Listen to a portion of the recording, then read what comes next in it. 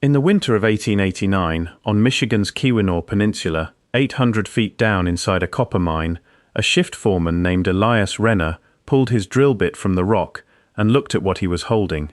The bit had struck metal, not stone.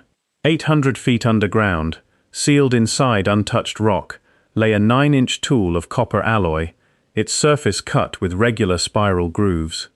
In the lamplight, the grooves glinted. Finding copper was no surprise. That was the whole reason the mine existed. It wasn't the copper that stopped Renner. It was the rock the tool had come out of. That rock had never been broken. No crack, no trace of an old tunnel, no cavity where someone might have slipped it in later. The tool was sealed inside solid stone, as if the stone had formed around it. The men on shift passed it hand to hand, holding it up to the lamps and turning it over, and according to the accounts that survive, a few of them set it down and would not pick it up again.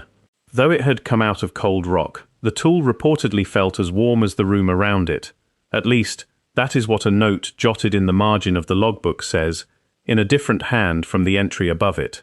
There is no second record to confirm that detail, so we can set it aside without much loss. What can be verified is simpler and stranger. The object was there, and it was weighed, and then, within the space of a single week, it was gone. Renner wrote 3 lines in the shift log that night. By the next morning, those 3 pages had been cut out of the book. The cuts weren't clean, they looked hurried, made with a pocket knife, and no one ever learned who made them. Keweenaw is one of the few places on Earth where copper comes out of the ground nearly pure. In most places, copper is locked inside ore, but here, it comes out of the ground in masses solid enough to lift by hand. In the mid-19th century, a copper rush swept the peninsula. Thousands of men followed the veins north, but when they arrived, they found the ground already opened. Old pits, dug by hand, ran for miles along the ridge. No one knew who had dug them, no one knew when. At the bottom of some of them sat stone hammers, left as if waiting to be picked up again. Nobody had come back for them. There were so many pits that survey teams spent the rest of the century trying to count them. One team marked thousands along a ridge only a few miles long and turned back before it was done. The same researchers who were documenting the mounds of Ohio and Michigan looked at this region too. They saw the scale of copper that had been removed. They could not explain it. The numbers didn't add up. The miners called it the work of the ancients and kept digging. But one question stayed with them, the same question that still troubles researchers today. Who took this copper, and where did it go? The tool Renner found only made that question worse. A hammer at the bottom of a pit is one thing, because someone set it down and walked away. But a tool sealed inside solid, unbroken rock is something else entirely, something no one can place there by any method we know. And that is exactly why someone felt the need to cut out 3 pages. Those cut pages were not the end of the record. The mining company had brought in an outside consulting geologist to assess the vein, standard practice for a major copper operation, an independent evaluation before serious money went into the ground. The geologist came to the site, descended to the 800-foot level, and wrote a formal field report. Unlike the ledger pages, that report still exists. It sits today in the State Historical Archives of Wisconsin, among the mining documents of the period. In it, the geologist wrote that the rock around the tool was unbroken and free of fissures. Those are his words, and they matter, because they close the easiest explanation before it can be offered. The tool could not have dropped into a crack that later sealed shut, because there was no crack, and there had never been one. He measured the spiral grooves running along the alloy and recorded them as evenly spaced and regular, cut not by any hand he could imagine, but by some steady, continuous motion he had no name for. And then he added the note that would make the whole thing harder to file away. The metal of the tool had a different composition from the surrounding vein copper, carrying a hardening element found nowhere in that vein. In other words, the tool was not made from the copper it was found in. Then the report turned strange. The geologist took one more measurement, turned the page, and never mentioned the tool again. The rest was an ordinary evaluation of the vein's yield. The tool disappeared in the middle of its own report, present in one sentence, gone in the next. The man who wrote it was not anonymous. Vein assessments require a signature. His name and observer number are on the document. It was filed as a routine yield report, because everyone who cared was looking at the numbers, not the strange object attached to them. But the report carried a second signature. Major assessments of that era required dual approval, and a second mining engineer had reviewed and signed it.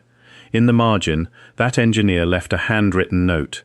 He was requesting an independent measurement, one to confirm that the rock below the tool had never been cut into. The result of that measurement is not in the report. The request is there. The answer is not. That same week, the mine's blacksmith made a short entry in the maintenance log. He wrote that a piece, sent up from 800 feet, had been weighed and locked in a cabinet. He gave its weight, 2 pounds 11 ounces. Then he too went quiet. The company's shift log, the consulting geologist's report, the blacksmith's maintenance log, 3 separate hands, 3 separate records, all naming the same object, 3 trades, none aware of the others. And in all 3 the object vanishes the moment after it is written down, as if each record were kept only to erase the one before it. The written record ends in a locked cabinet, but there is a second record, entirely independent, one that never passed through any company office. It was kept by the people whose land Keweenaw stands on, the Anishinaabe, the Ojibway. It was entrusted not to paper but to sound, from an elder to a grandchild, in winter, in the low light of a fire. The Ojibway oral tradition is not a fairy tale. For indigenous communities, oral transmission is a record.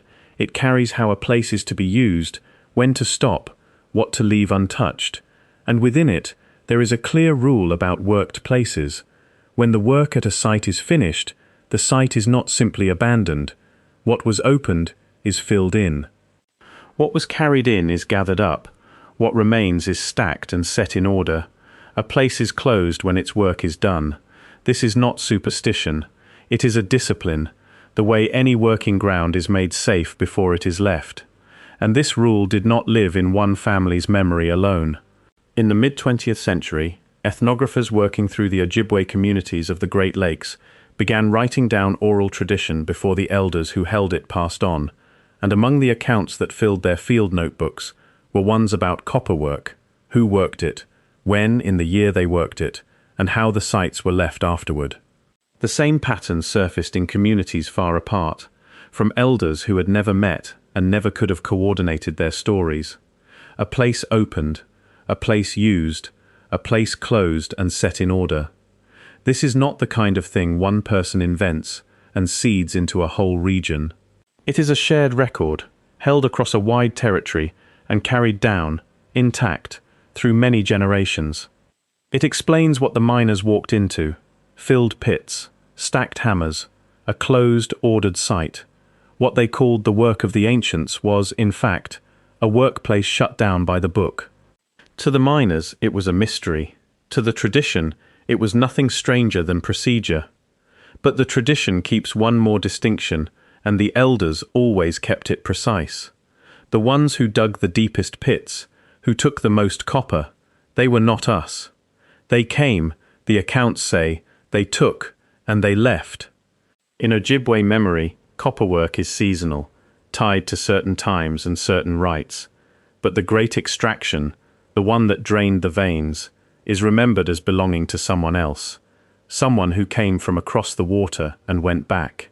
The grandson later recounted the elders' words: "We walk where they left off." But we did not open those places. Think about the moment that account was handed down. Outside, the lake is frozen, the winter is long. Inside, a fire and an old man giving his grandchild something he has carried for years. Not property, a responsibility. He tells the boy which places were opened, which were closed, which must never be touched. And at one point, he must have lowered his voice, because the line that came down is this: "They did not bring back what they took."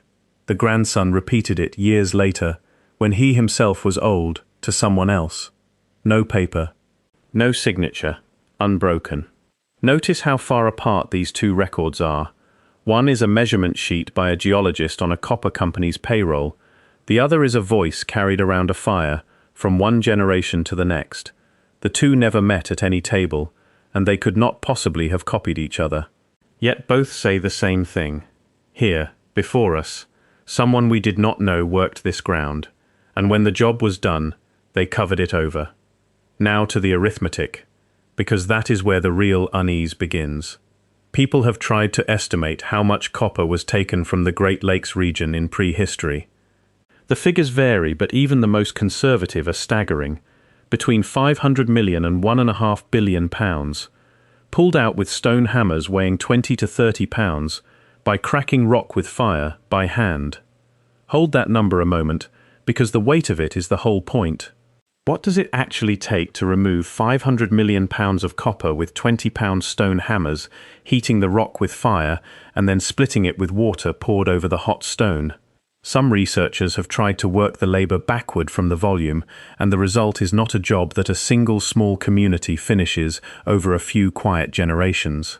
It runs to thousands of person-years, organised, continuous work carried on across lifetimes by people who knew exactly what they were doing.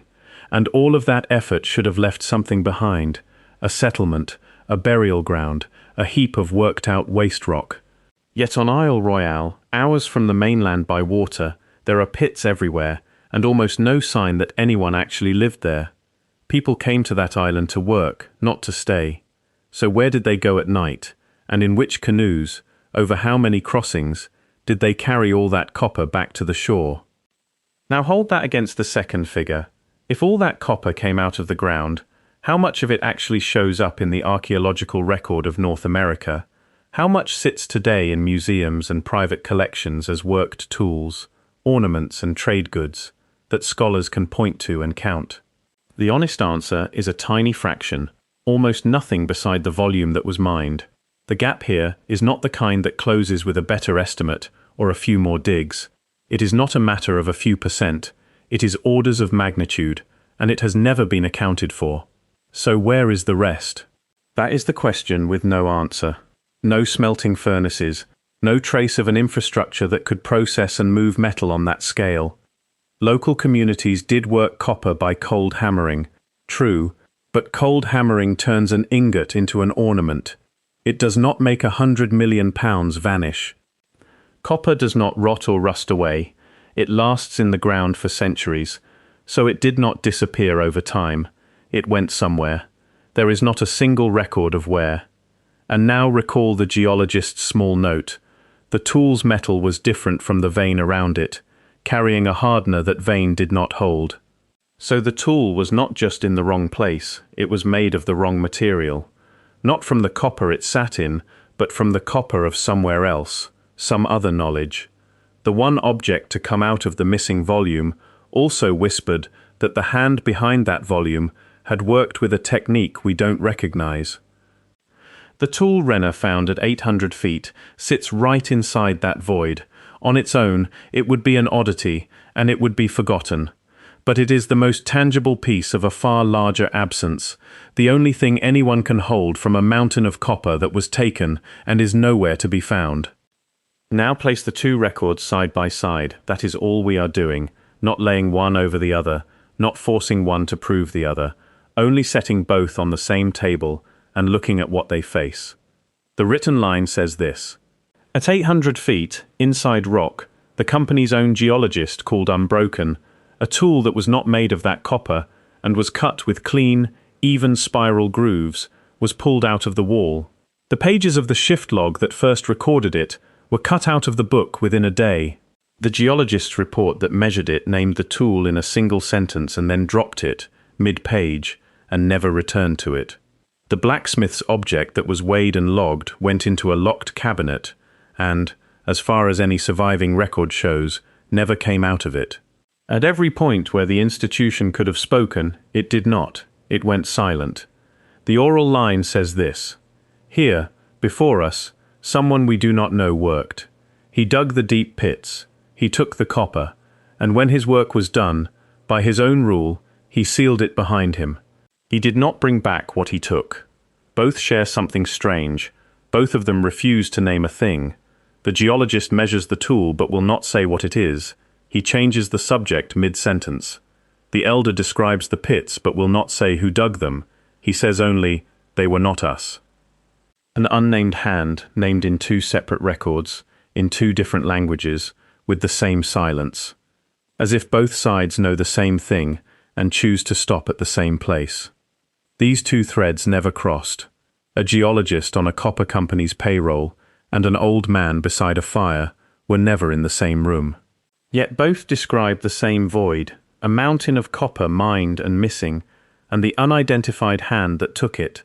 One traces the void with a measuring tape, the other with a sentence, and right in the middle, in a locked cabinet, sits a 2-pound, 11-ounce tool. Ask where that tool is today, and there is no answer.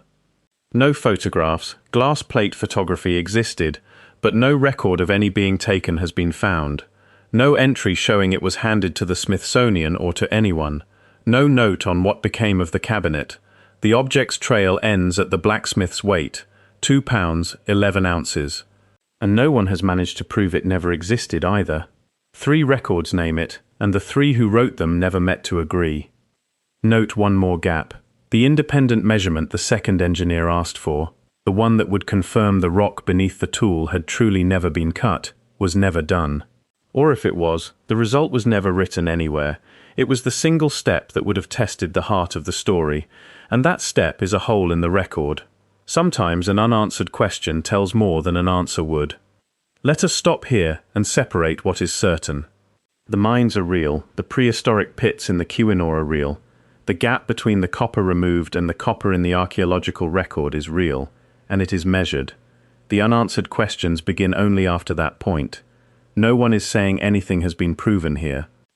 Because the other side is strong too, and it deserves its full weight. Skeptics have a reasonable objection. A tool could have fallen into a crack that later filled with minerals and closed over geological time. What we call unbroken rock might look that way to the eye and still be an old fracture healed shut. Second, in 1889 there were lathes and workshops. A tool with clean spiral grooves could be made that day, so the object may have been planted, to fool a miner or to seed a story. Third, and most serious, the copper production we call the Old Copper Complex spanned 3,000 years. Divided across 3,000 years, that enormous volume becomes an ordinary thing, small communities working steadily over a very long time, and the missing copper may simply have been traded off, melted, reworked, and lost from view. All of this is possible. None of it is absurd. And these are not just possibilities. 2 of them stand on solid ground. Copper does not corrode, but people melt and recast it. It is entirely plausible that later arrivals gathered thousands of years old copper and used it again. And in archives, pages are lost, cut, and misfiled constantly. A missing ledger page is far more often disorder than conspiracy. It would be dishonest to wave these away. But notice, none of these explanations accounts for the cut pages. None accounts for the report that went silent, the locked cabinet, the unanswered request for a second measurement, and none explains why 2 records, made by people who never met, say the same thing. Maybe each has its own ordinary explanation. Maybe it doesn't. We are not in a position to say. We began with the tool in Renner's hand, 9 inches, cleanly grooved, from the wrong rock, of the wrong metal. Some of the first men to see it refused to touch it. Now the question is yours. What was written on those 3 cut pages? Questions like this one stay alive only as long as someone keeps asking them, so if you want us to keep following records like this, subscribe and leave your answer in the comments. When the old man told his grandson, "They were not us," who do you believe he was remembering?